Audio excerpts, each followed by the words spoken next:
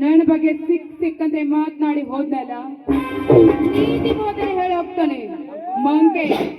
ಇವನ್ಗಿನ್ನೂ ನನ್ನ ಬಗ್ಗೆ ಗೊತ್ತಿಲ್ಲ ಅನ್ಸುತ್ತೆ, ನಾನು ಯಾರು, ನನ್ನ ಸ್ಟೈಲ್ ಏನು ಅಂತ ಗೊತ್ತಿದ್ರೆ ಬದ್ಮಾಶ್ ಇಷ್ಟೊಂದೆಲ್ಲ ಮಾತನಾಡ್ತಾ ಇದ್ದಿದ್ದಿಲ್ಲ.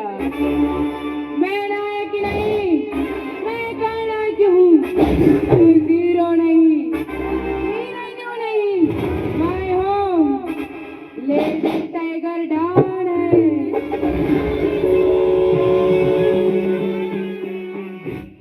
ಬೆಳಗ್ಗೆ ಬೆಳಗ್ಗೆ ಯಾರ ಮುಖ ನೋಡಿದ್ದು ಏನು?